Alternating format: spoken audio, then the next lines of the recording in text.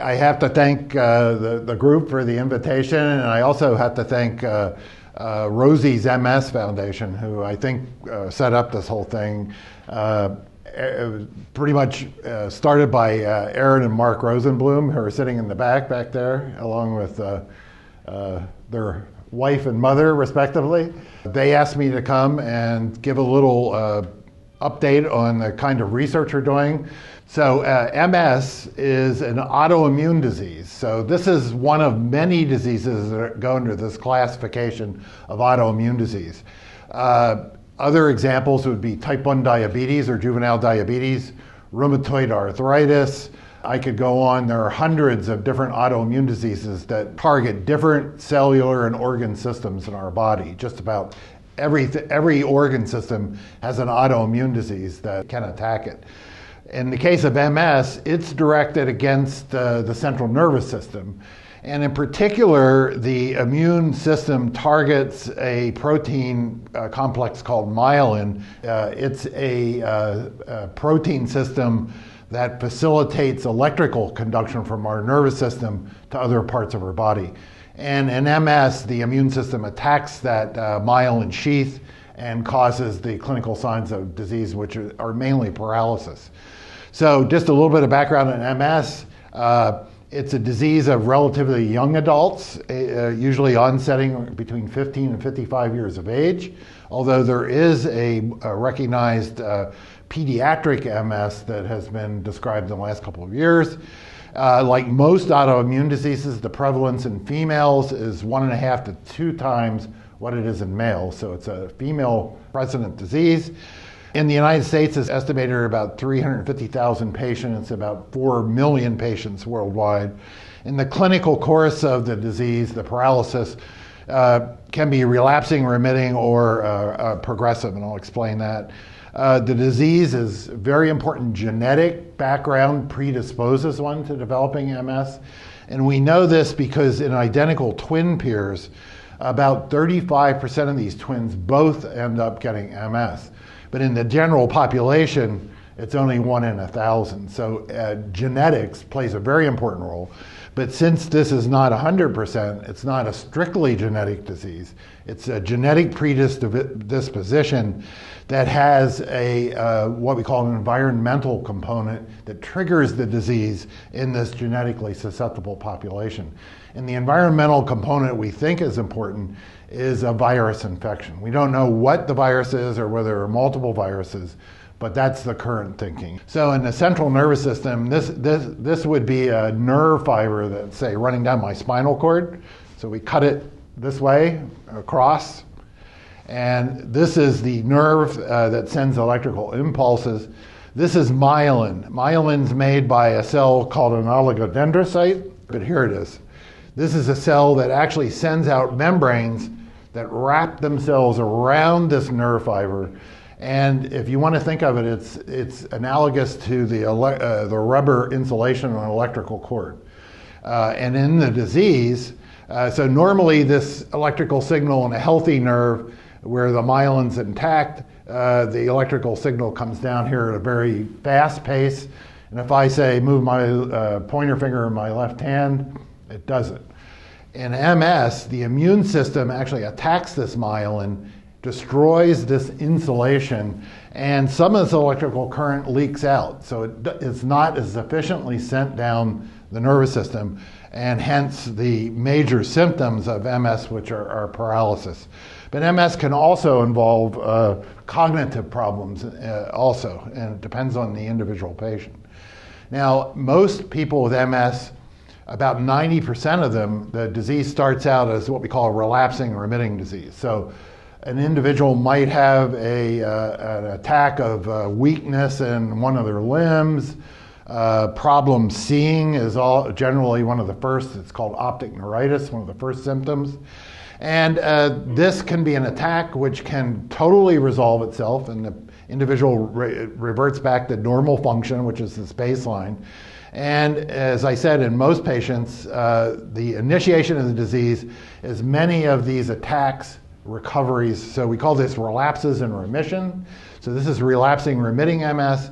And in certain populations of patients retain this sort of clinical presentation their whole life. Others, about 60% that start out with a relapsing remitting, go on after several of these attacks and recoveries to developing what we call secondary progressive. And this is part of the disease which you don't see these individual attacks and recoveries, but the disease just gradually gets worse as time goes on. Some people, a smaller percentage, start out with this progressive disease from the very beginning, so we call that primary progressive, and a very rare form is sort of starting off as primary progressive and then having an attack, an exacerbation or so during that time. This is what we're trying to do, is to interfere with this process in such a way that we can safely and effectively reset the immune system to get rid of the immune response against our self-antigens. So all of the current MS therapies I would classify as immunosuppressive therapies. So in other words, they knock down the immune response in general and across the board. So they're not specifically directed to trying to treat the MS.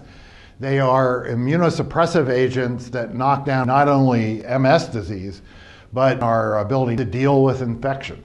And people that are on long-term drugs, such as what are used in MS, generally develop a higher incidence of infection. And if they're on these drugs for a long period of time, they can even develop higher rates of developing cancer and other carcinogenic diseases, because the immune system normally patrols our body looking for mutant cells or cancerous cells and trying to get rid of them.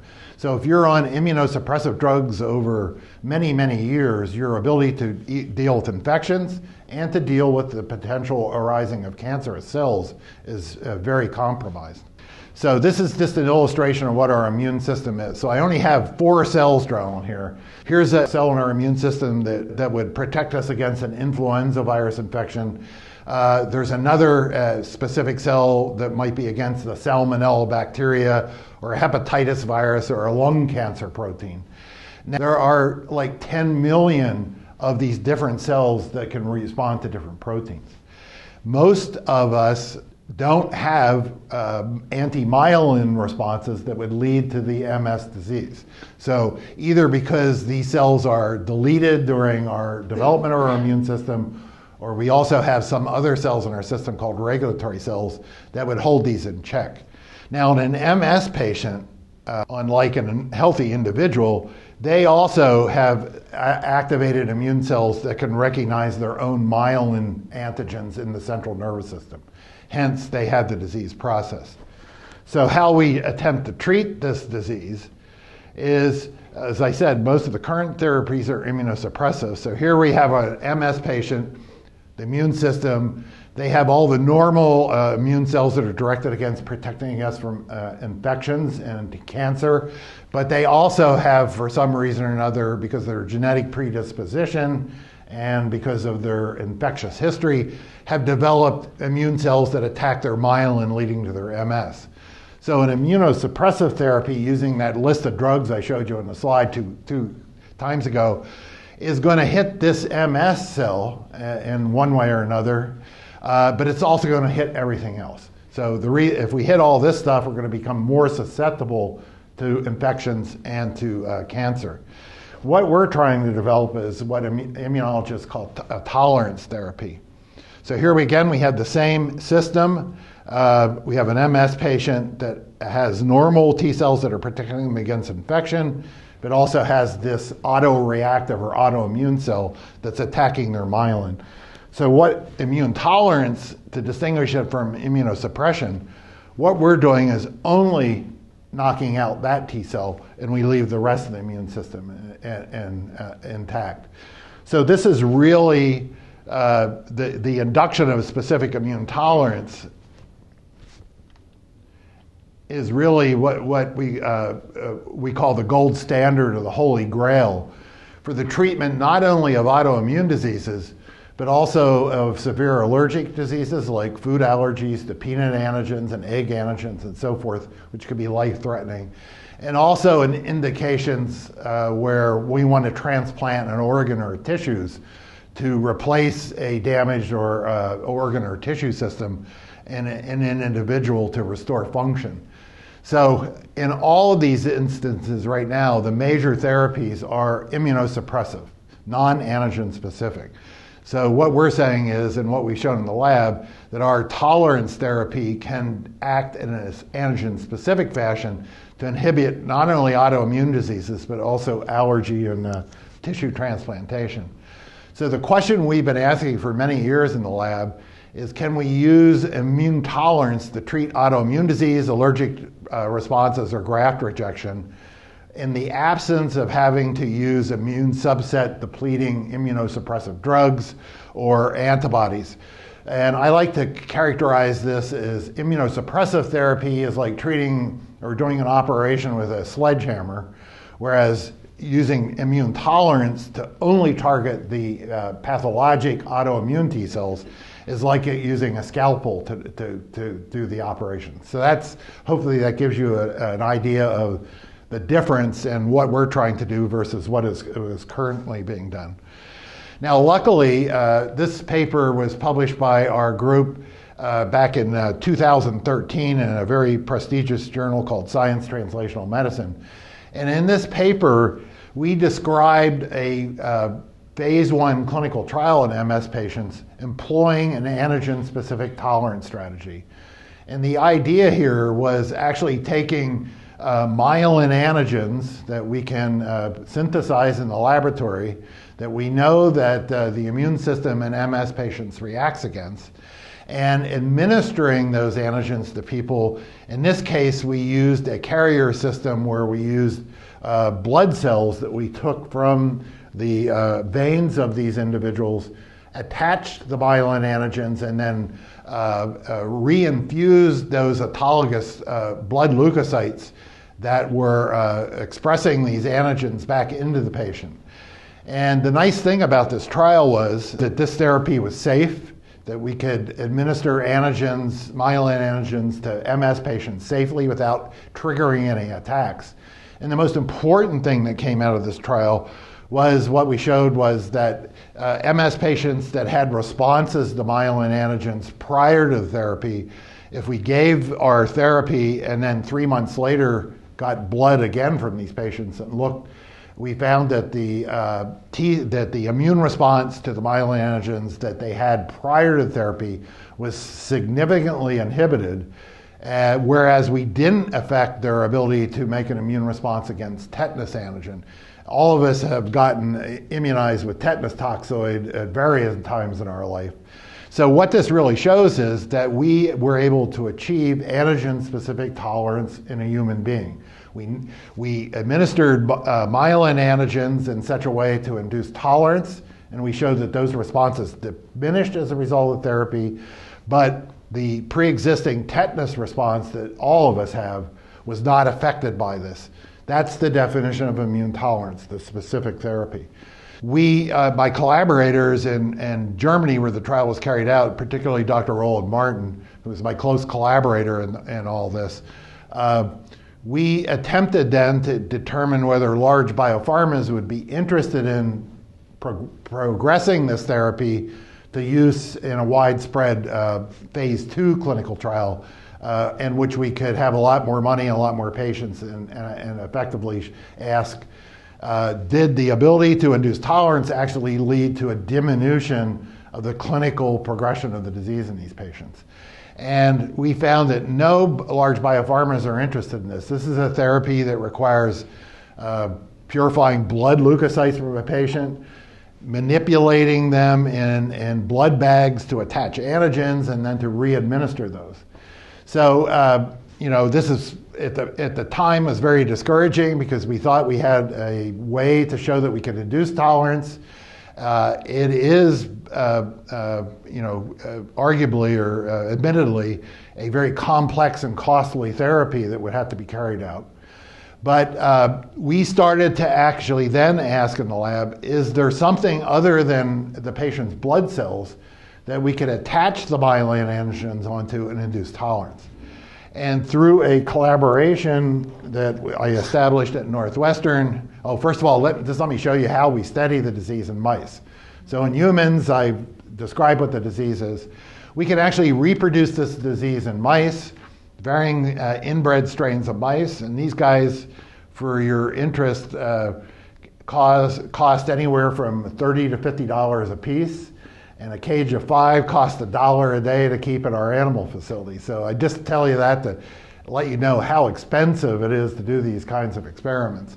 So if you take a normal mouse and you immunize them with a myelin protein, one of these proteins that makes up this sheath that promotes electrical conduction, in a particular way by subcutaneously immunizing with a myelin protein or peptide, 11 to 21 days later, these animals develop signs of paralysis that are very similar to the kinds of paralysis that we see in human patients. So in a mouse, they normally run around and they hold their tail up in the air. So the first sign of the disease, what we call grade 1, is that they start dragging their tail. They can no longer hold it up. And as they progress along the disease, they maintain this limp tail and they develop hind limb weakness, hind limb paralysis, partial, and when they become 4+, they're totally hind limb paralyzed. So this is what we call an ascending hind limb paralysis, because it starts in the tail, goes to the rear legs, and if it really progresses and animals progress beyond this score, they can actually get paralyzed in their forelimbs too. So it moves up the spinal cord. So this is what the disease looks like in a particular strain of mouse. Not important what it is. It's just one of the many different inbred strains of mice that are available to researchers. We immunize back here with the myelin protein. We have a lag period, and these animals get clinical signs of paralysis on this 4-point scale. And interestingly, in this particular genetic background, they express the relapsing or remitting disease that 90% of MS patients start out with. So we think this is about the best model we can use to study the disease. And obviously, you have to develop therapies and model systems before you can carry it into humans in clinical trials. So this is why we do this. What we show, this disease is due to particular kinds of immune responses, and these immune cells, which are called T lymphocytes, make proteins called cytokines, which cause that damage to myelin in the CNS, leading to the clinical signs of disease. These animals undergo the spontaneous remission, and they show these relapses which come up over time. So this is a nice model. So what we want to do and ask in a clinically relevant event is, can we intervene in the disease either at this point when they're having an attack, but probably more clinically relevant would be in this point, because usually an individual is not diagnosed with MS until they've had several attacks and recoveries, and that's verified by using a brain scan called an MRI to show lesions or areas of destruction in the CNS. So if we're going to intervene in a patient, it's going to be at a point like here or perhaps here. So the question we're asking is, can we do this using a carrier for the antigens other than leukocytes or blood cells that we derive from these animals, like we used in the human trial? And this is to showing you, this is an image, I don't know how great this shows up, but what these little red strands that are running down, this is, again, a section of a spinal cord of a mouse that's cut longitudinally. So like a spinal cord came out like this, would cut like this, and tilted up. So these are axons running down the spinal cord that are wrapped by myelin, which is in red color here. And what the disease is, when we induce this immunization to induce the paralytic disease, what you see is these nice parallel strands of myelin that are nicely ordered and very nice shape. End up, the myelin gets destroyed, there's balls of myelin, and all this green material here are immune cells that are now have entered the central nervous system and are actually eating up this myelin, leading to the clinical signs of paralysis that we grade in these animals. Now, I told you when we developed this therapy that we did this clinical trial, and it was published in 2013, we were taking antigens, myelin antigens, and I've depicted them by these red circles here, and we attached them to the blood cells from the patients using a particular chemical reaction, and then reinfuse those blood cells back intravenously into the patient in order to show that we effectively could induce tolerance in humans. We had done many years of work prior to that in mice showing that this therapy not only prevented the disease, if I go back here, if it's given here, we can prevent the disease, but more importantly, what we showed in mouse experiments is that if we intervene at this point or at this point, which are the clinically relevant times, that we could block the expression of further relapses. So, as I said, after we published our clinical trial, we couldn't get any interest from any large biopharma to help us continue this using the blood cell therapy. So I established a collaboration with a colleague at Northwestern, Lonnie Shea, who's an expert in nanotechnology. And we came up with the idea that instead of putting the antigen on cells from the individual, could we use substances called nanoparticles to do this? And nanoparticles are a very hot area of medicine now. People are using cancer therapy where they're taking nanoparticles and loading them with anti-cancer drugs and trying to deliver the drug directly to the tumor site. Other individuals are loading antigens like viral proteins or bacterial proteins onto nanoparticles and administering them in such a way that they can serve as an effective vaccine, perhaps more effective than just giving the viral protein like influenza by itself. But what we decided to ask is, could we attach antigens onto the surface or encapsulate antigens inside these nanoparticles and deliver them in such a way that we could actually turn off the immune response rather than turn it on. In other words, to establish tolerance. So we published about 4 or 5 papers since the initial description of this in 2012. And so this is just showing you what these nanoparticles look like. They're about 500 nanometers in diameter. To give you an idea, this is about 1/20th the diameter of a human hair. So very small. And we can make these particles of any size we want to, and we can mess around with the surface properties of the particles so that they get to the right place in the individual when we administer them. So anyway, just to give you an example of how this works. So here's the EAE model in mice, the model of MS. We immunize with the myelin protein at day 0. We have a lag period of about 10 days. The animals have the acute disease, somewhat of a recovery, and they have relapses. So this is what a real disease model looks like in a mouse if we grade it on that scale from 0 to 4. So remember, 1's limp tail hind limb weakness, partial hind limb paralysis, total hind limb paralysis. If we do what we call preventative tolerance, now we're going to induce tolerance with our nanoparticles that are expressing the same myelin protein that we use to induce the disease, and we administer that 7 days before we induce disease, we totally protect these animals from disease. And that's in an antigen-specific fashion. So it'll only work against the particular protein that you use to initiate the disease in the first place. Now, this is all great. We can prevent disease, but it's not clinically relevant. Can we have the disease already ongoing and then stop it? So here's an example of that. We induce the disease at day 0, and now we're inducing tolerance at the day of onset of clinical signs, when we notice the first animals having limp tails. So if we do a control tolerance with the wrong antigen, a control antigen, the animals go through the disease like they did before. But we can even wait till this late, right before the disease onsets, and we can totally stop it from progressing. Now, the really important concept is, can you treat these animals after they've already gone through the acute phase of disease?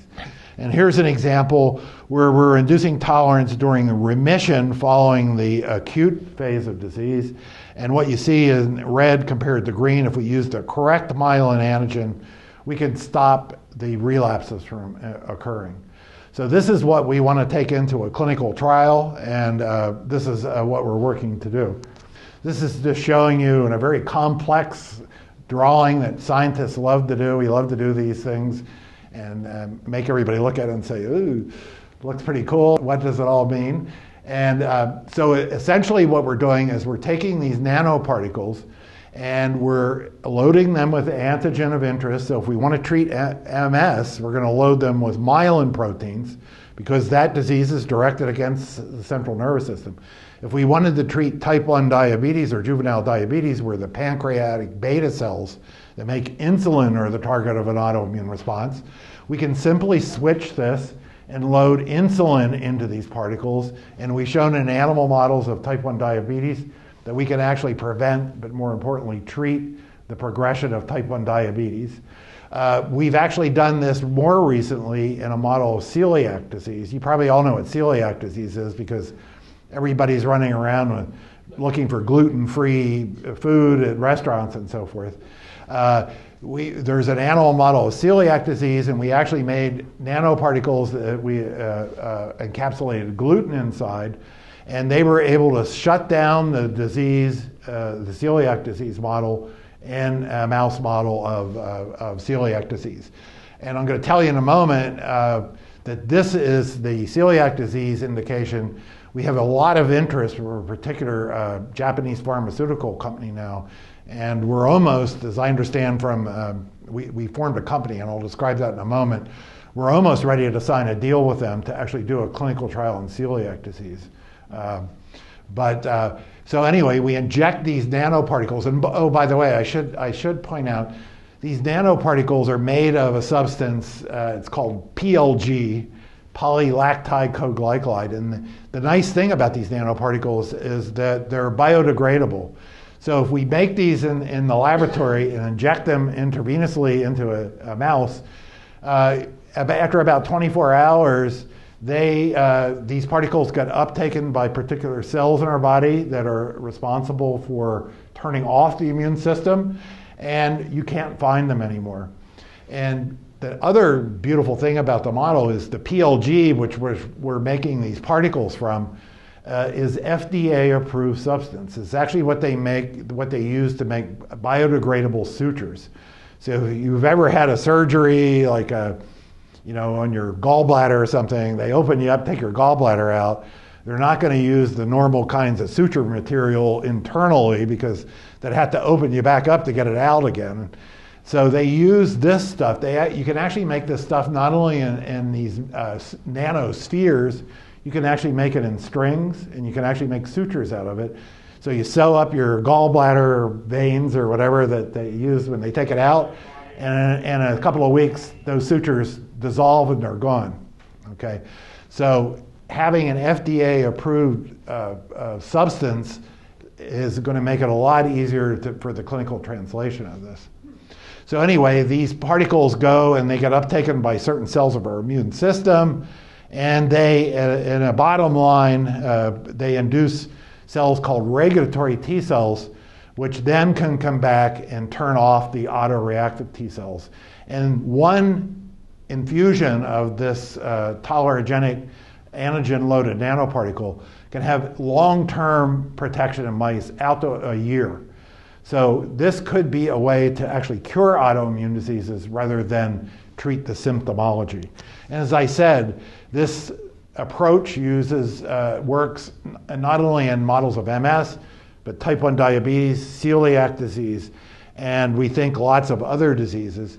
We've actually used this in allergy models where we can actually load these particles with peanut antigens, and in an animal model, mouse model of food allergy, of peanut allergy, we can actually shut down the immune response in that. So we're also trying to get other larger biopharmas interested in allergies as an indication for this therapy. But my first interest is and always will be MS. So let me just tell you where we're going. This is the last slide. In order to try to advance this as a therapy so that we can test it in clinical trials, we formed a company called Core Pharmaceutical Development Company, and that was founded by Lonnie Shea, my nanoparticle collaborator, myself, a postdoc in my lab who did a lot of this work, and another collaborator of ours. And the idea is that we want to advance this therapy, as I've already said, for autoimmune diseases. What I have starred here are the animal models where we've shown this worked. I already mentioned it. So the models of MS, the models of celiac disease and type 1 diabetes, but there are also many other diseases. There are hundreds of autoimmune diseases where this might be of use. One of those are post heart attack or myocardial infarction, cardiac autoimmunity. There's a disease called alopecia areata where people lose their hair. The immune response attacks your hair follicles. There are vitiligo where you lose the pigment in your skin. Pemphigus vulgaris, which is a horrible autoimmune blistering disease of the skin. Rheumatoid arthritis, et cetera, et cetera. There are literally hundreds of potential indications. And the advantage of our approach is simply by switching the antigens from brain antigens to pancreatic antigens, we can go from treating MS to treating type 1 diabetes. Also for treatment of allergic diseases like asthma and food allergies, there's also another indication that individuals that are lacking genetically, lacking certain proteins, for instance, hemophiliacs lack a protein that's involved in the clotting cascade. So there are ways now to grow that protein in large amounts, make it in large amounts, and to re-infuse a hemophiliac who's having a bleeding episode with that clotting factor so that they can clot. But the problem is that those patients are lacking that protein in their body during their whole existence.